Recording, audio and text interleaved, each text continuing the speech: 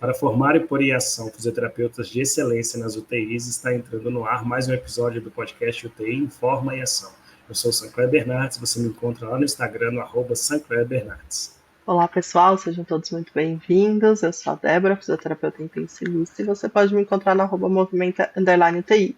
E juntos, mais uma vez, você pode nos encontrar aqui no nosso podcast, UTI Informa e Ação, e nos acompanhar pela sua plataforma preferida, de áudio, de vídeo, tanto faz, né, Sancler? O importante é acompanhar. E hoje a gente vai para mais um episódio que a gente nomeou aqui de Acompanhando a Mobilidade. E aí, vocês acompanham a mobilidade dos pacientes nas UTIs de vocês, de alguma forma? A gente vai falar um pouco sobre isso hoje. Acho que a gente vai falar um pouco sobre a importância de acompanhar, né? Por que acompanhar, como sinalizar isso para a equipe, né, Sancler? Eu queria começar com alguns exemplos de dia a dia aí que eu já vivenciei, e aí você me fala se você já vivenciou também, né? Acho que todo mundo já passou por alguma situação assim de, por exemplo, você vê um paciente, às vezes, tomando banho no leito, ou ali, né, usando uma comadre ou um papagaio, e você vai falar assim, puxa, mas esse paciente anda tão bem, ele poderia ir até o banheiro, né? Ou se não, de você, de repente, colocar um paciente em pé, você fez marcha estacionária, mas não conseguiu evoluir a marcha, né? Aí, de repente, você fica 2, 3 dias sem vir para a UTI, aí você fala, e aí, ele já andou? Não, mas eu Ficou coloquei igual, ele em né? pé. Eu coloquei ele em pé da última vez. Ai, não sabia que ele estava ficando em pé, né? Ou aqueles lugares que às vezes troca muito físio, né? E aí de repente vem um físio de outro lugar e aí não avança e fala, ai, poxa, eu não sabia que ele já conseguia ficar em pé, achei que ele não conseguia ficar ainda, né? Então, quando eu penso, né, nesses exemplos práticos, eu vejo duas situações, né? E aí eu acho que é isso que a gente vai abordar aqui no episódio, né? Um é um problema de ter muito claro a avaliação, né, da mobilidade desse paciente, e o outro a comunicação, né, a sinalização, a transferência desse nível que você como fisioterapeuta avaliou e tem claro para o paciente, mas que não adianta ficar só para a gente, né, ou só para você como fisioterapeuta, né, mas como sinalizar, como comunicar, como transferir isso para a equipe, para que efetivamente os ganhos sejam ampliados, né, digamos assim. O que você acha? Eu acho que você definiu a famosa comida de bola na UTI, né? É você deixar passar o que precisávamos fazer. Então, assim, eu acho que isso é muito comum, Débora. Eu acho que todo mundo já viu isso. E aí isso me lembrou que nas primeiras vezes que eu fui montar aulas sobre mobilização, reabilitação dos pacientes, eu li um trabalho uma vez e na introdução a autora colocava um negócio bem simples, mas era interessante que ela falava assim, na maioria das vezes na UTI há uma negligência ao aspecto funcional dos pacientes pelos próprios fisioterapeutas. E ela percebia isso porque as atividades oferecidas eram de nível funcional, de nível de mobilidade mais baixo do que as atividades potenciais dos pacientes. Então, a autora colocava que os pacientes tinham capacidade de chegar em níveis melhores de mobilidade, mas que havia algo na nossa profissão, na nossa especialidade, que fazia com que a gente negligenciasse. E a gente estava sempre um passo atrás. Então, meu paciente consegue andar, ele não andou ainda, mas eu levanto e faço marcha estacionária. Por quê? Porque na minha cabeça passa a ideia de que fazer isso seria melhor no início, para depois andar. E aí vem a pergunta que é isso que você colocou. Por que a gente não chega naquele nível? Se a literatura já tem um direcionamento tão forte hoje que a gente precisa alcançar maiores níveis de mobilidade possível, são os maiores possíveis que a gente deveria fazer com o nosso paciente. Então, assim, eu já vivenciei isso por diversas vezes. E se a gente for levar isso para o restante da UTI, se você chegar na beira de um leito de UTI, vai ter um papel onde você consegue ver os sinais vitais de todo o período do dia. Se você olhar no prontuário, você tem retroativo de todo o tempo que o paciente internou. Um resultado de exame fica disponível. A gente tem uma série de ferramentas de visita multidisciplinar onde as principais informações são compartilhadas. Por que o nível de mobilidade não é? Se ele tem relação com todas as profissões. Então, eu acho que a ideia de trazer esse episódio, esse assunto, é mostrar como fazer isso e a importância de se fazer isso, né? De como é que a gente precisa, já que a mobilidade é o nosso instrumento de trabalho principal dentro da UTI, a gente precisa ter isso de uma maneira muito clara, senão, assim, chegou um físio novo, chegou alguém da outra equipe, chegou um familiar e falar, e aí, o que já foi alcançado de mobilidade? A gente colocou aqui já episódios, e é uma linha, né, Débora, que a gente tem falado, estudado, e tem muita coisa aí acontecendo em cima disso, são os marcos funcionais. Poxa, hoje a gente tem relação que quem fica em pé primeiro tem melhores desfechos. Quem consegue andar ainda antes de sair da UTI tem melhores desfechos. E aí, se a gente for para as UTIs, perguntar como é feita essa comunicação desses níveis, como é feito o acompanhamento. Não, entendam, a gente não está aqui falando que a gente não faz a mobilidade chegar no máximo. Hoje o objetivo é discutir, a gente faz sim, mas como é que você acompanha e como é que você comunica a equipe, né? Eu acho que é interessante a gente colocar isso no episódio. Então, eu acho que você definiu bem que é a grande comida de bola da UTI, do ponto de vista funcional. Porque é muito isso que você falou, né? É uma questão, e a gente já discutiu aqui, né, com a própria autora, inclusive, volta lá e dá uma olhada no episódio internacional que a gente teve, que a mobilidade, efetivamente, ela é da equipe inteira, né? Mas, como você falou, e que eu super concordo, é o nosso instrumento de trabalho. Então, quem tem que comunicar isso, quem tem que ter muito claro qual é o nível de mobilidade do paciente e comunicar isso à equipe, somos nós, né? Então, eu acho que quando a gente vê pacientes utilizados, subclassificados ali nas atividades que eles podem fazer na UTI, na funcionalidade, talvez tenha um problema aí, né? É lógico que eu não estou querendo aqui achar que a UTI é maravilhosa e que se eu falo, olha, esse paciente já está andando, quer dizer que a enfermagem, Todo por mundo exemplo, vai vai levar dar ele para o corrigimento. banho. Não é isso, a gente sabe que não é. Né? Mas eu acho que a gente pode sim se questionar se nas nossas UTIs, né, na UTI onde eu estou hoje, né, na UTI onde você está, de quem está acompanhando a gente, se é claro isso para todo mundo. Né? Então, assim, é isso que você falou. Será que na passagem de plantão a gente fala isso? Será que existe algum tipo de sinalização, né? Do mesmo jeito que tem ali os sinais vitais anotados na prancheta da enfermagem, ou a gente, né, teve uma fase forte no Covid daquela história do prontuário afetivo, né, onde muitos lugares colocavam ali na porta ou em algum lugar o nome, o que a pessoa gostava e tudo mais, e a gente não vê a mobilidade, né, eu sei que tem muitos lugares que fazem também, né, a gente conhece muitos lugares que tem, e aí a gente quer trazer essa discussão, então agora a gente vai compartilhar alguns que a gente sabe, né, alguns casos de sucesso, alguns jeitos de trazer isso, né?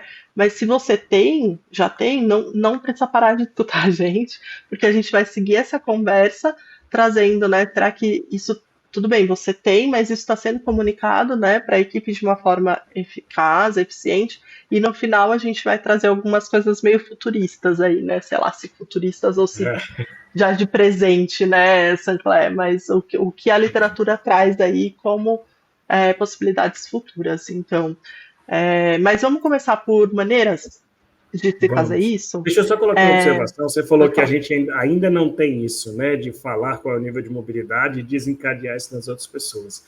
A gente não tem, principalmente no Brasil, a gente sabe que essa não é uma realidade tão boa assim. Mas eu estava acompanhando esses dias que no Johns Hopkins, e eu estou falando isso porque aqui no Hospital Universitário, a gente usa JHLM para nível de mobilidade, que é a escala de maior nível de mobilidade do Johns Hopkins. Muito semelhante à EMS, né? Outra coisa, sem o nível de assistência dentro. A gente usa ela para sinalização. Lá no Johns Hopkins, isso foi publicado por eles já estão fazendo o seguinte, a depender do nível da escala, do nível de mobilidade que o paciente tem, eles estão destrinchando diversas atividades, principalmente atividades de autocuidado, que devem ser estimuladas e aonde. Então, assim, o paciente com JH de 4, que consegue fazer a transferência para a cadeira, mas não consegue sustentar o ortostatismo, ele deve, por exemplo, escovar os dentes no banheiro, numa cadeira. Já o paciente que tem o JH de 6, que troca passos e consegue sustentar o ortostatismo, ele deve escovar os dentes no banheiro em pé. ele deve tomar o seu banho no chuveiro. Então já tem um monte de atividades cotidianas, AVDs, mas principalmente as AVDs de autocuidado, que já são atreladas a um determinado nível de mobilidade dentro de uma escala. Então, olha como é importante quando eu digo, sei lá, ou enfermagem, ou médico, fala assim, esse paciente, ele tem um JHLM de tanto, se a equipe conhece isso, é disseminado para dentro do hospital, a gente sabe o que o paciente deveria estar fazendo. Então, não é uma coisa, será que esse pode ir no banheiro? Isso já foi determinado pela escala. A gente já chegou nesse ponto. Então, no Brasil, eu concordo plenamente com você, a gente está longe disso ainda. Longe, não sei se a gente está longe, acho que não está tão longe assim.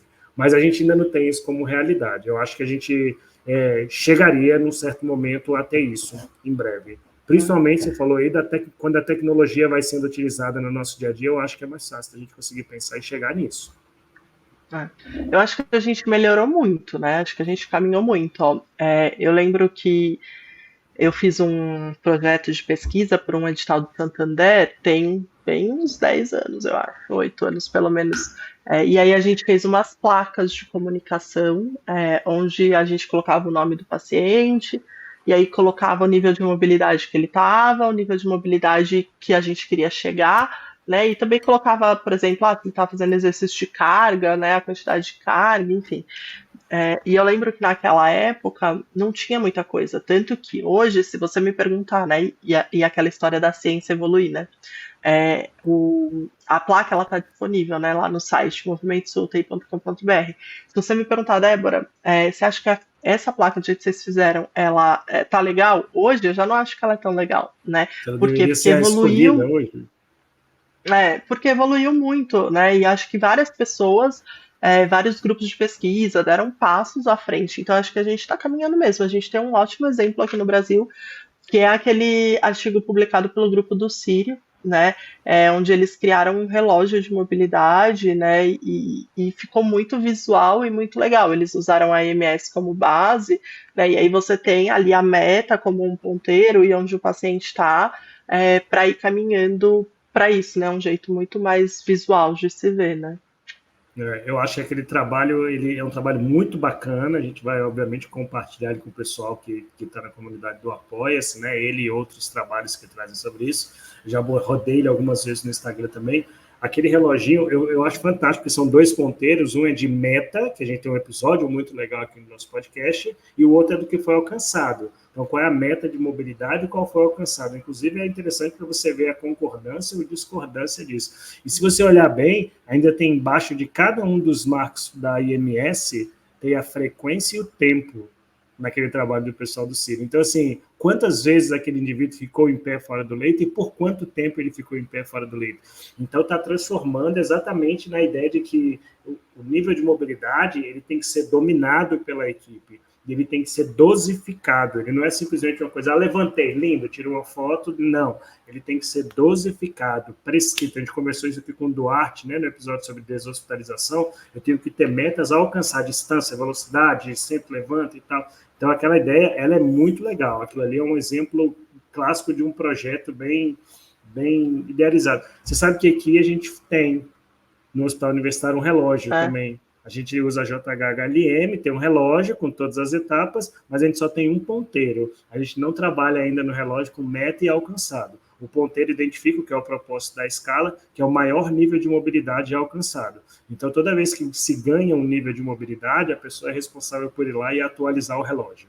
Então, qualquer um que chega sabe o que o paciente foi capaz de fazer. O que falta nesse relógio? Mesma coisa que você falou da sua ficha. Acho que a gente precisa atualizar o relógio para um ponteiro a mais de meta.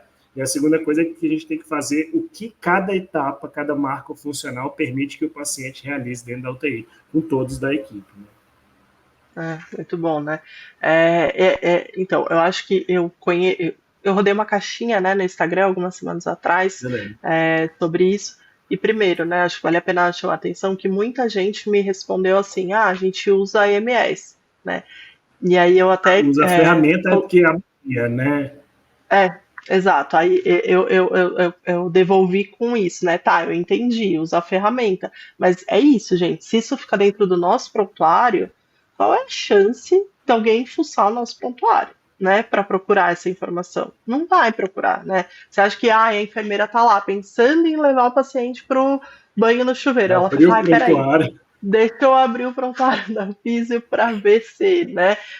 Tudo bem, alguém pode estar pensando, é só ela perguntar para a Físio, é só, mas às vezes você não está lá naquela hora, você, né? Ou às vezes o Físio que está lá naquela hora não sabe, porque ele é novo ali, né? Então, assim, eu falei muito com muitas pessoas no Instagram nesse, né? Eu entendi, mas a pergunta, na verdade, era como vocês fazem para deixar visível para a equipe, e dentro do prontuário não é visível, né? Então a gente precisa, eu acho que sim, falar na hora da passagem ali de plantão, né, do round multidisciplinar é muito legal, mas eu ainda acho que a gente precisa deixar visível dentro do quarto, né, na porta do quarto do paciente de algum jeito, que nem você falou, né, para todo mundo ver, a família ver, né, para o paciente ver, e aí tem o relógio e tem algumas coisas mais digamos, mais simples, né? Que são aquelas réguas de mobilidade, né? Aí eu acho que tem vários hospitais no Brasil que usam, né, a régua. Então, normalmente é a IMS que está ali, ou pelo menos algumas partes dela, né? E É, aí você vai caminhando com aquela régua, né? Eu acho também que seria o ideal ter uma meta, porque às vezes nem todo mundo a meta é o final da régua, né? Mas eu acho legal a ideia assim de você ver que ela tem um final e a gente tá muito no começo, sabe? Então visualmente eu acho que ela traz uma intenção legal, assim. E acho que talvez seja o mais usado no país. Não sei, pelo menos é o que eu conversei com o pessoal, assim. eu já vi alguns, eu lembro do projeto na Unifesp, que era o projeto Eu Mobilizo, que é a régua com algumas partes, são 4 marcos funcionais, e aí um quadrado vermelho que roda assim e marca a parte. Você falou de ir na porta, eu sei que a Santa Casa de Barretos tinha uma época que eram umas plaquinhas logo na entrada, assim, que tinha um desenhozinho da atividade, sentado, caminhando com apoio, caminhando sem apoio, isso era colocado na porta do quarto, para a família, para as equipes, para os outros fisioterapeutas e tal, então isso eu lembro de bem legal. A gente já conversou aqui com algumas pessoas da Qualifísio, a Qualifísio no hospital, um dos hospitais que a Qualifísio trabalha, que eu trabalhei durante muito tempo, em cima do leito tem uma caixinha com vários espaços de acrílico, que o pessoal da enfermagem usa assim, esse paciente tem alto risco de flebite, esse tem alto risco de queda, esse tem alto risco de úlcera de pressão, são placas de sinalização de risco, gestão de risco e segurança do paciente. E aí a equipe da fisioterapia pegou a JHLM, destrinchou em quadrinhos do mesmo tamanho, então o nível de mobilidade é colocado lá. Então fica em cima do leito assim, e aí o fisioterapeuta que mudou o nível, ele vai lá e atualiza qual é o novo nível de mobilidade do paciente. Então eu acho que o relógio, essas sinalizações na porta, elas são coisas muito interessantes de se fazer. Aí um outro exemplo que eu vou dar, já integrando a equipe, né, Débora, você falou sobre meta. Aqui no hospital universitário, além do relógio, o relógio fica no quarto, na parede, né, do paciente. A gente tem um painel, acho que toda UTI tem aquele painel que tem nome, data de Uhum. admissão, aqueles dados básicos, nome, quem é que está internado, em qual leito e tal. Aí aqui a gente tem um painel e tem uma visita que é o huddle, que é uma visita estruturada. E lá no painel foi acrescentada uma coluna para o nível de mobilidade do paciente, o maior nível de mobilidade. Ok. E além disso, na hora do huddle são identificadas duas coisas: os pacientes que já conseguem ficar em pé, quantos pacientes e quais são, e lá é sinalizado na hora do huddle pela equipe da fisioterapia quem são os pacientes com uma potencial progressão de mobilidade. Então, meio que a meta terapêutica não está no relógio, mas ela está no quadro de identificação da UTI, que é bem no meio da UTI, e ela é discutida no huddle, ela é colocada para todos os membros da equipe. Então, é muito bacana assim, isso é logo no começo do plantão. Então, quando alguém vai para o banho, se a pessoa, né, quiser se antenar, entender um pouco sobre aquele nível de mobilidade, ela traça condutas em cima disso. Então, é uma possibilidade bem legal para já envolver a equipe nisso. Porque às vezes você tem um relógio, se o seu hospital, se a sua UTI não tiver um bom trabalho de educação das equipes, o relógio vai ficar ali e só a fisioterapia vai olhar o relógio. E aí fica perdido, em vão. Exatamente. Né? É. Eu lembro uma vez eu fui no hospital e vi uma evolução assim, MRC 36/60.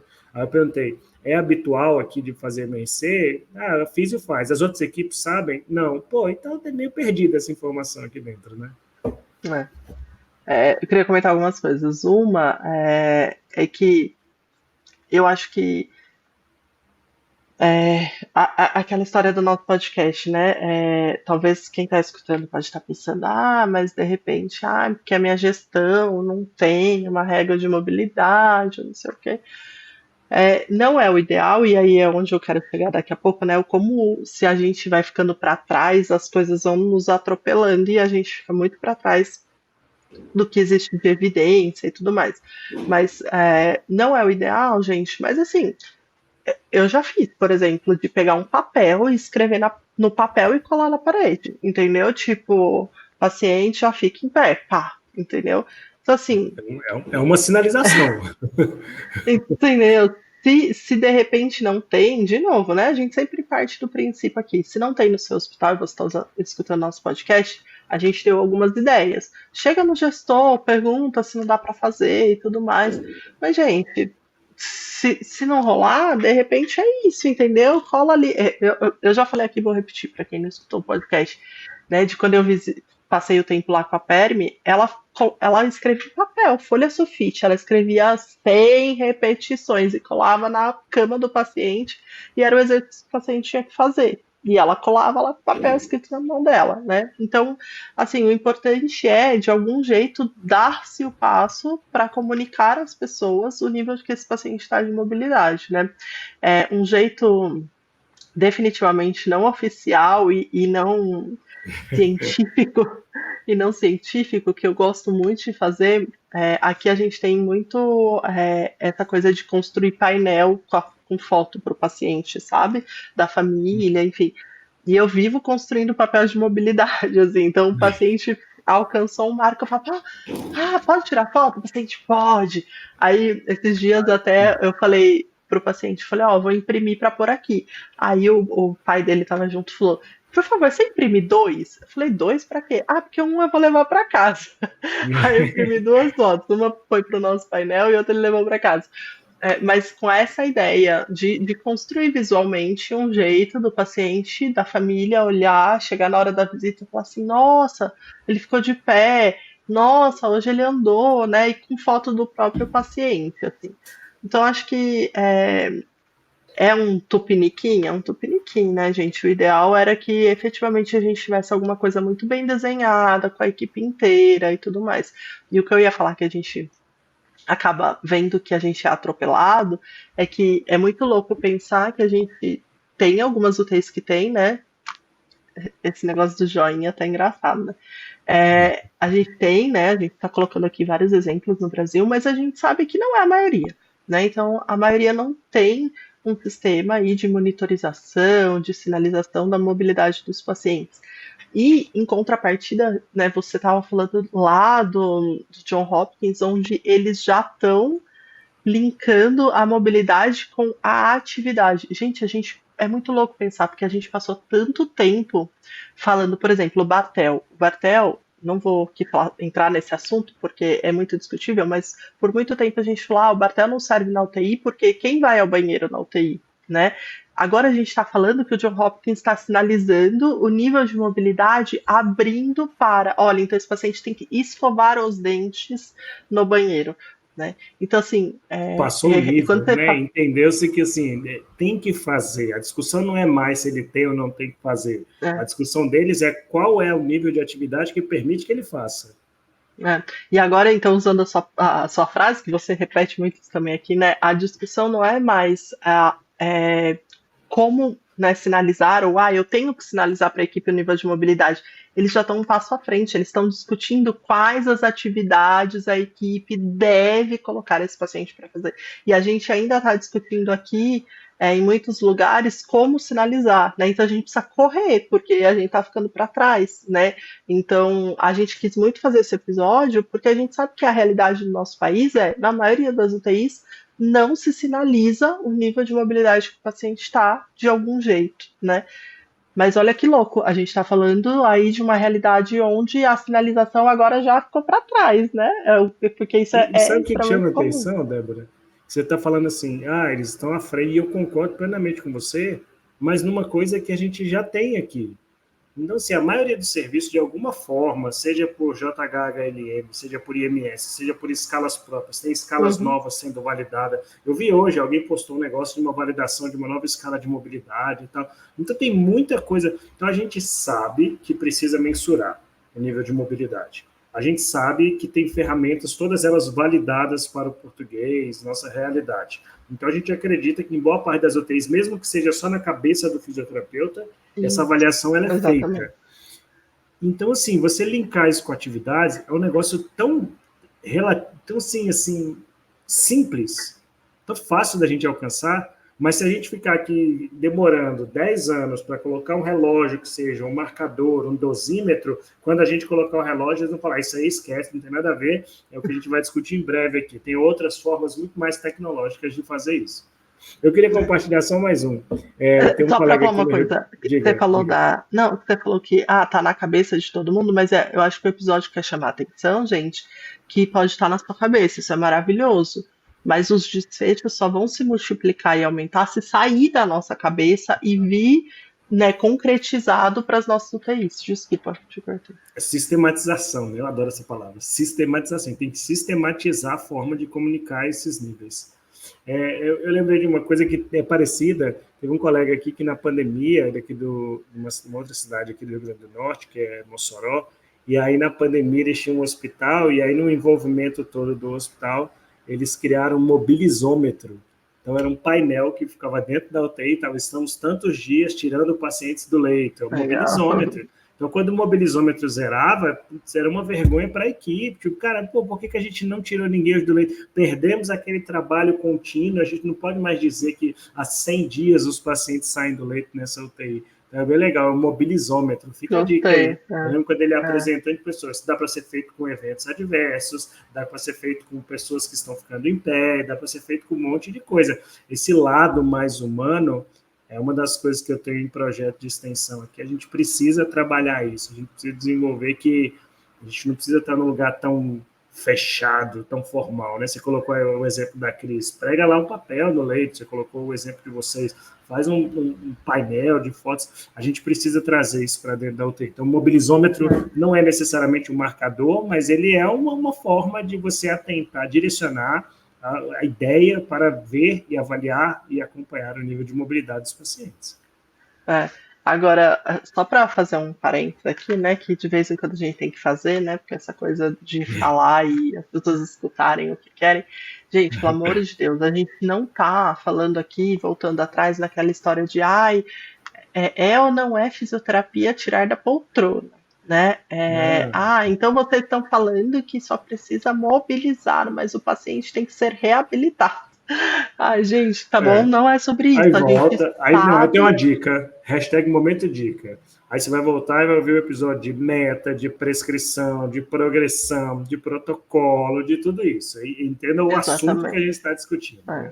Né? Porque a gente sabe, né, e a Brown fala muito forte isso num artigo que a gente também vai pôr como referência, a gente vai chegar nele daqui a pouco, que ela fala, né, que a gente como fisioterapeuta, a gente precisa ir além disso, né, a gente tem que avaliar a qualidade do movimento, né, igual a gente falou, a distância, blá blá blá, né, mas assim, a gente está falando de mobilidade como um trabalho de equipe puxado por nós, né, ponto, a gente não está falando que é para parar aí, tá bom? Só para fazer esse Eu adendo, lembro que né. o Rick, a gente perguntou para o Rick, né, para o Rick Vesselink, o que ele imaginava do futuro. Ele falou, bom, fazendo a gente está fazendo, então eu imagino que no final a gente tem que avaliar a eficácia do que a gente está fazendo, a qualidade do que a gente está fazendo. Então esse É. é o objetivo, mas discutir isso, até porque essa discussão toda, a gente vai entender que sim, a mobilidade é de todos, então, mas é um processo que geralmente gerenciamos, então por isso a gente está trazendo essa discussão. Né? Exatamente. E aí, E o só pra futuro, gente Débora?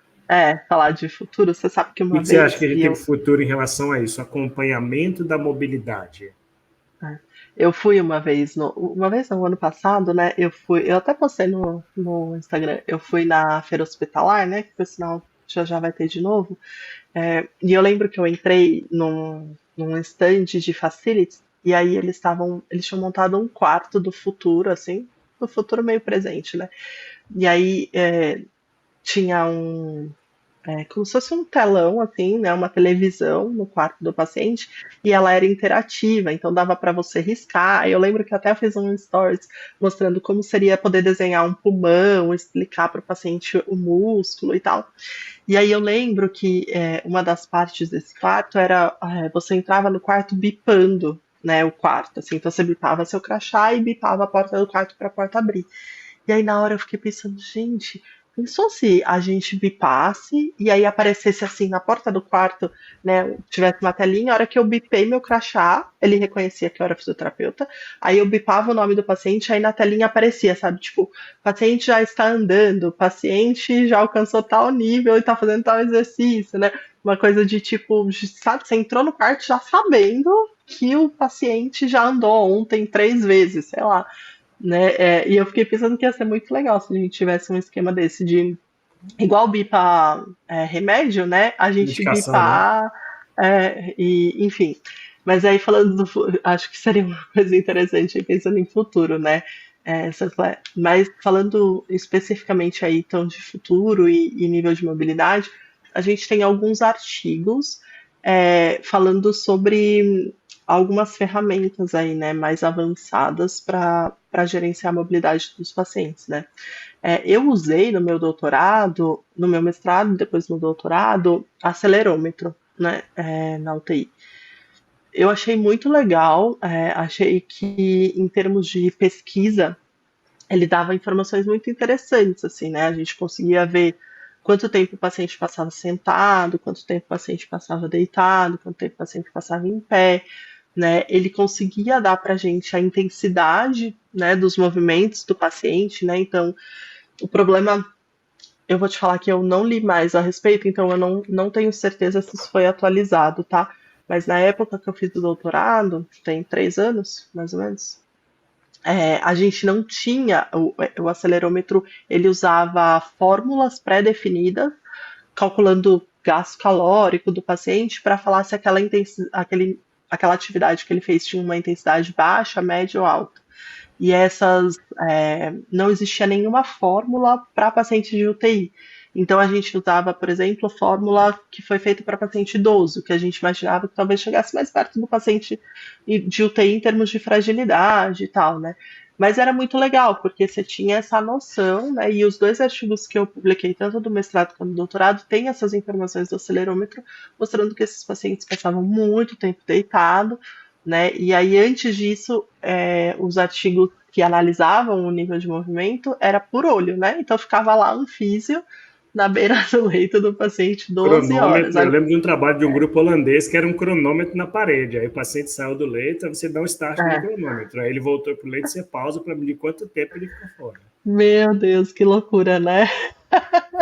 Imagina a pessoa que coletou esses dados. E aí a gente usou o acelerômetro. Eu achei muito legal, achei super valeu a pena. A maioria dos pacientes não se importava, mas ele era meio um trambolim, assim, né? Imagina, né? Tipo um relógio, você ficar com o relógio o tempo todo ali né, no punho ou no tornozelo, né?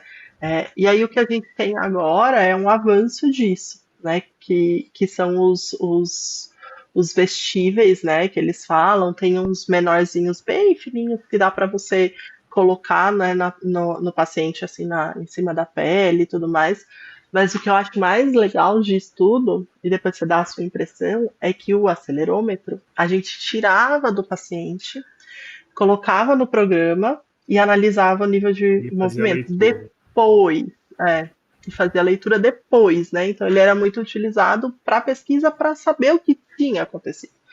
Agora, quando a gente olha os artigos que estão saindo, que são recentes sobre isso, atual, não, como é que fala? É ao vivo, não é ao vivo, né? Como que é o Em nome tempo disso? real. Em Em tempo tempo real. real, obrigado.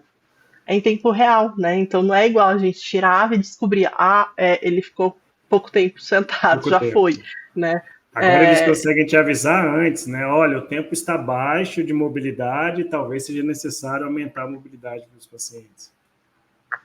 É muito legal, né? Eu lembro que eu vi há um tempo atrás uma empresa que faz um sensor que você coloca na região lombar para pessoas que trabalham com teste de caminhada de 6 minutos. E aí esse sensor ele consegue detectar o tempo que o paciente gasta para levantar, o tempo que ele gasta para caminhar, o tempo que ele gasta para girar, o tempo que ele volta e o tempo que ele senta de novo. Então começa a mostrar para a gente que o caminhada não, desculpa, o TUG, o Time Up and Go. Então começa a mostrar para a gente que a qualidade de tudo que é feito é melhor. Então tem esses sensores também para UTI, que são sensores um pouquinho redondinhos, assim, que você cola em alguma região do corpo do paciente, eles são sensores de movimento, tem ação da gravidade, então eles conseguem perceber se o paciente mudou de postura para postura ereta, e conseguem hoje trabalhar de uma maneira remota, com transferência de dados em tempo real. Então, isso é um negócio muito legal, porque você colocou no começo do episódio que as réguas, né, de sinalização, talvez se eu não estou muito próximo do fim da régua, me indica que o meu paciente está com baixo nível de mobilidade, mas esses sensores tecnológicos hoje em dia, ou esses vestíveis, né, que são aquelas, como se fossem pequenas roupas, que você, como uma camiseta, que você coloca um colete, que você usa, que tem esses sensores, eles em tempo real vão me dizer que tanto nós conseguimos progredir ou não com o paciente. Então, nesse quarto do futuro que você colocou, eu não acho que isso seja muito distante, viu, Débora? Mas num prontuário, às vezes você entra para ver o prontuário de um paciente e aparece assim, olha, o paciente cumpriu 10% da meta terapêutica de mobilização, o paciente cumpriu 20%. Então, hoje a gente já tem dispositivos capazes de perceber os movimentos que o paciente faz. Então, isso é uma coisa extremamente interessante. E aí, um outro que tem, isso está no paciente, mas tem um outro que é um sensor por câmeras, né? E o sensor por câmeras, você coloca, ele percebe o paciente no leito e todas as atividades de mudança que o paciente faz, tudo sensores na câmera. O paciente fica 24 horas por dia com aquela câmera ali, viu? Algumas câmeras, né, com angulações diferentes, e a câmera consegue. Então, tem um trabalho legal mostrando isso, né, o pessoal fez, e agora ainda tem muita coisa para ser atualizada do ponto de vista tecnológico, porque tem movimentos que não são tão perceptíveis assim, e isso que você colocou. Como é que eu vou determinar um gasto calórico para saber a intensidade do exercício se eu não consigo perceber todas essas coisas? O que é fazer exercício no leito ou ficar restrito ao leito? O que é caminhar ou fazer uma marcha estacionária ou ficar em pé? Mas eu acho que isso está chegando para ser definitivo. Muita coisa vai parar na pesquisa, eu acho, Débora, minha opinião. Assim, 4 câmeras num quarto para medir o nível de mobilidade é bom, mas é um investimento financeiro muito alto para você ter esse tipo de coisa.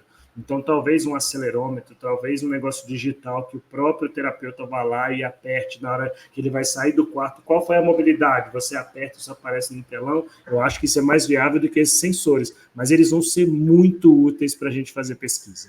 Absurdamente muito.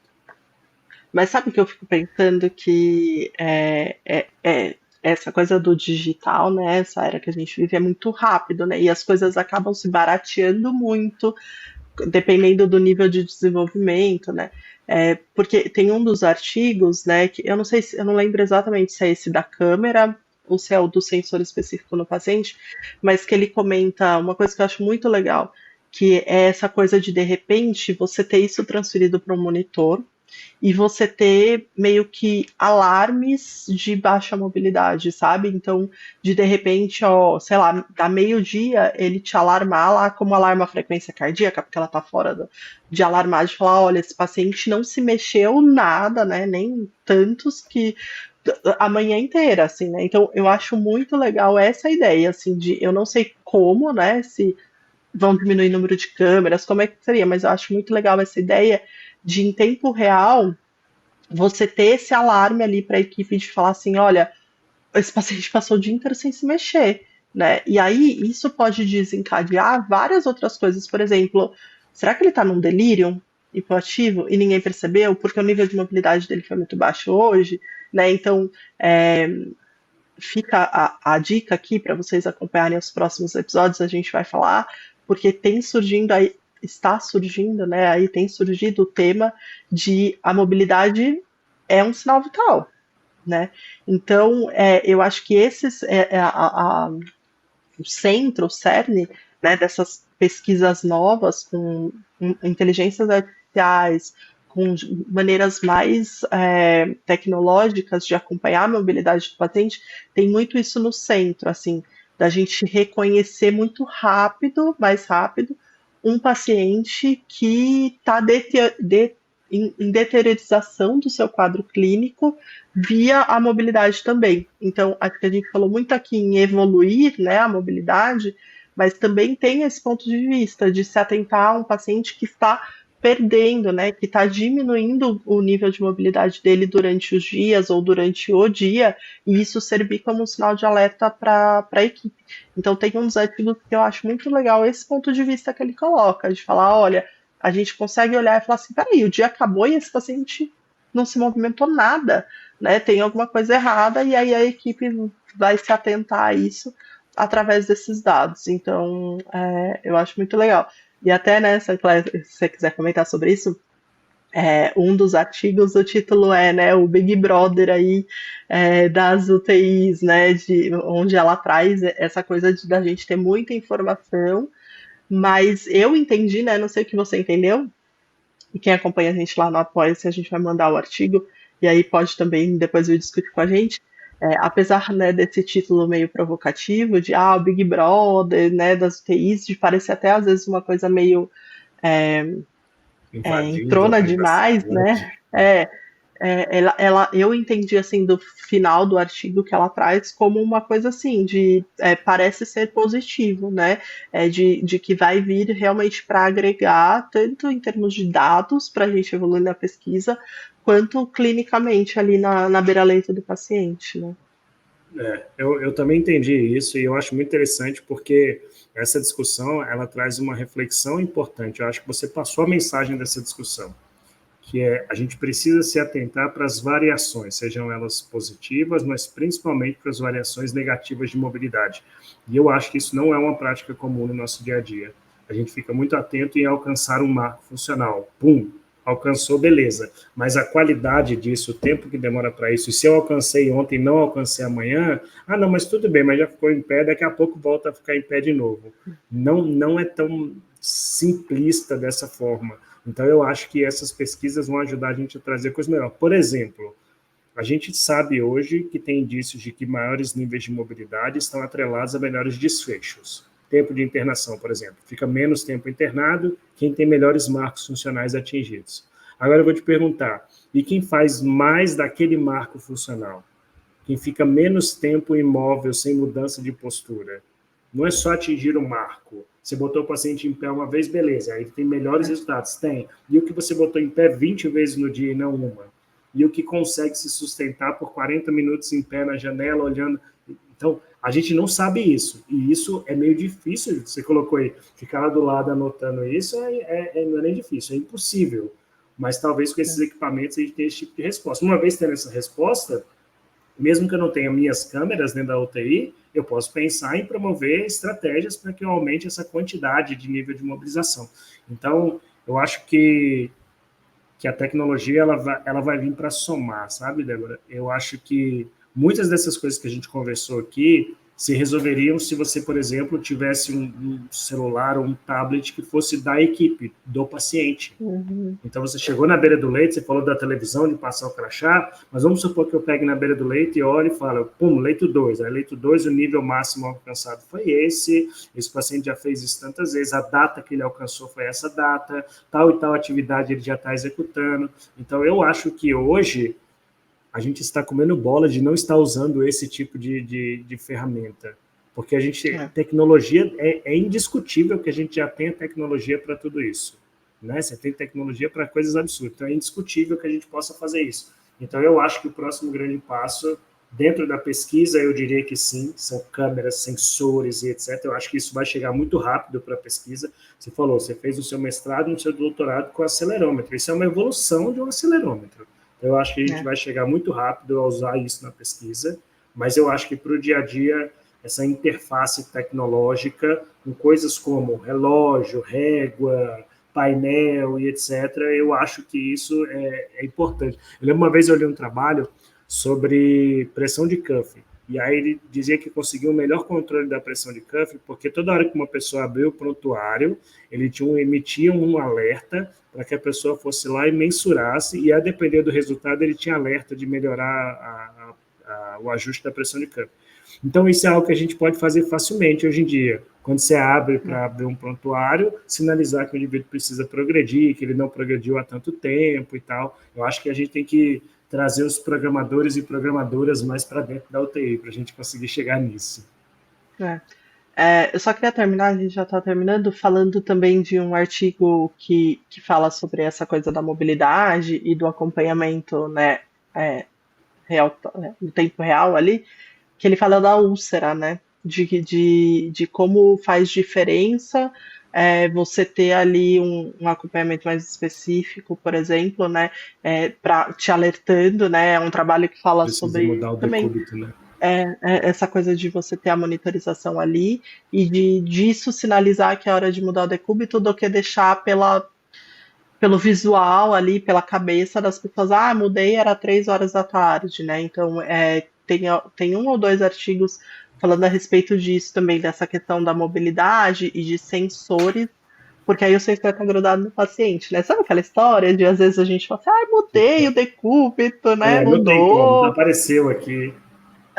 Então assim, E eles tem, encontraram tem, resultado de redução de úlcera, né? Com um resultado exatamente, significativo na redução da quantidade de úlceras por pressão nesses pacientes que usaram o dispositivo de sinalização para é, isso, para mudança de decúbito.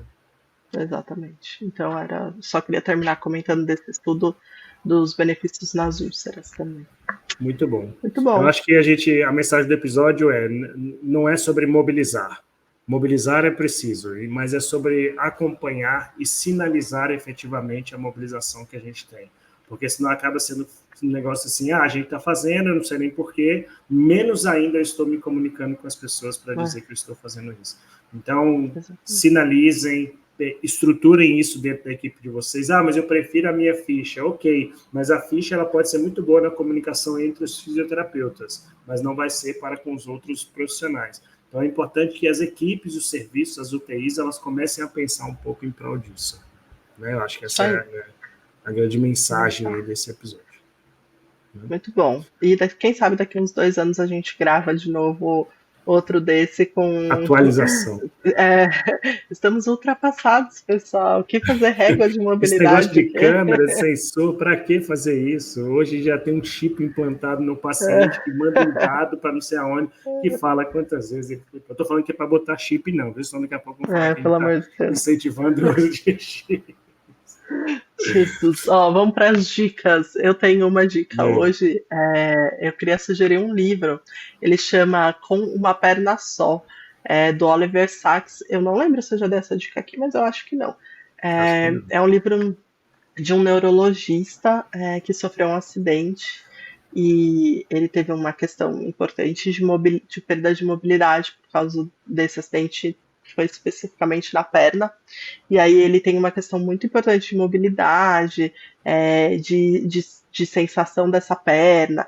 E é muito legal porque, como ele é neurologista, ele consegue relatar em detalhes assim a fisiologia do que ele está sentindo e de como a percepção altera, né, a mobilidade dele, agora que ele não percebe tão bem a perna.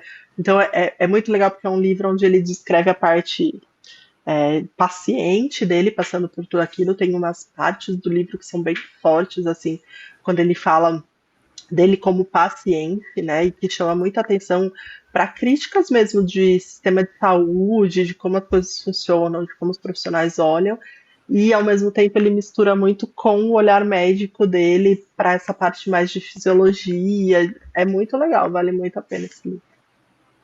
Muito bom, excelente dica. Eu estava sem dica, eu olhei aqui e falei, não, acho que eu tenho uma, né? Você falou aí sobre a ideia dele descrever, e eu fiquei imaginando, aí constrói um robô a partir desses relatos do neurologista que ajuda na mobilidade das pessoas, mas o que me veio à cabeça foi o menino que descobriu o vento, do Netflix, que tem a ver com desenvolvimento, evoluir é preciso. Então, aquele menino, numa região muito carente, ele vai evoluindo tecnicamente e tecnologicamente para conseguir assistam o filme, para conseguir trazer o vento para a comunidade dele, né, num local onde não tinha energia por conta disso. Então, essa é a minha dica, está no Netflix o filme. Eu queria agradecer a todos que nos acompanharam até aqui, obrigado, Débora, por mais um episódio, e dizer que em breve estamos de volta com um episódio novo, com assuntos novos, mas é muito importante que você nos siga, nos acompanhe, avalie nosso podcast na plataforma que você escolher, e que nos procure o Apoie-se, o que mais? E compartilhe E compartilhar com as pessoas o nosso podcast para que a gente possa levar essas discussões para mais e mais pessoas. E nos procurem para que a gente possa discutir mais e mais a respeito do assunto. Não? Então tá bom. Boa noite, pessoal. Até a próxima. Obrigada. Tchau.